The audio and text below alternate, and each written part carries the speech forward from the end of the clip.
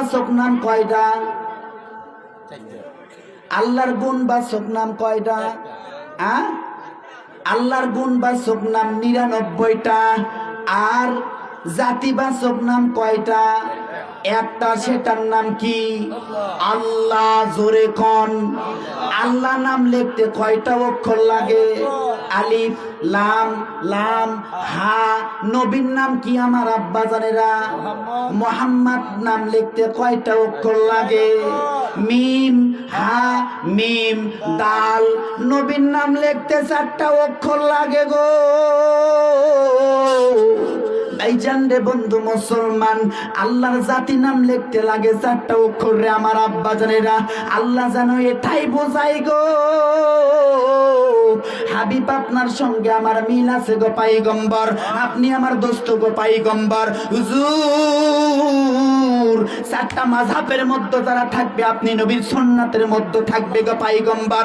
হুজুর 4টা মাযহাবের মধ্যে যারা থাকবে গো পাইগম্বর, 4টা তরিকার মধ্যে যারা থাকবে গো পাইগম্বর, তারা যেন আপনি নবীর সুন্নাতের মধ্যে থাকলো। ভাইজান রে বন্ধু মুসলমান, আল্লাহ রাব্বুল আলামিন ডাক দে বলে, হুজুর গো ওগো পাইগম্বর মুহাম্মদ সাল্লাল্লাহু আলাইহি সাল্লাম, আমি আল্লাহ রাব্বুল আলামিন মানুষকে 4টা মেডিসিন দিয়ে সৃষ্টি করেছি। কয়টা? কি কি মেডিসিন? আগুন, পানি, মাটি, বাতাস। হুজুর কোরআন যেহেতু এখানে নাই রে আমার আব্বা জানেরা, কোরআন থেকে আপনাদেরকে দলিল দিব। আল্লাহ রাব্বুল আলামিন কোরআনুল কারীমের মধ্যে বলেছে, ওয়াত্তাগু ইলাহি ওয়াসিলা। নবী গো 4টা মেডিসিন দিয়ে আপনার গুনাহগার উম্মতরে আমি আল্লাহ সৃষ্টি করেছি গো পাইগম্বর। আগুন, পানি, মাটি আর বাতাস দিয়ে আমি আল্লাহ সৃষ্টি করেছি গো পাইগম্বর। আমি বলে দিলাম গো পাইগম্বর, ওয়াত্তাগু ইলাহি ওয়াসিলা। পাইগম্বর গো, হুজুর গো আপনার গুনাহগার উম্মত যদি আগুনের মধ্যে পড়ে যায়, আপনার নাম লিখতে 4টা নাম লাগে, অক্ষর লাগে গো পাইগম্বর। আমি আল্লাহর নাম লিখতে 4টা অক্ষর লাগে গো পাইগম্বর। আপনার উম্মতের দেহের মধ্যে 4টা মেডিসিন আছে গো পাইগম্বর। নবী গো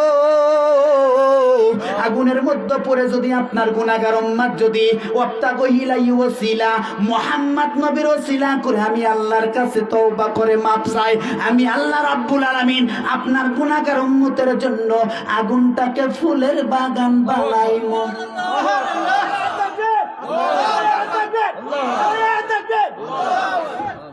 আব্বা জান,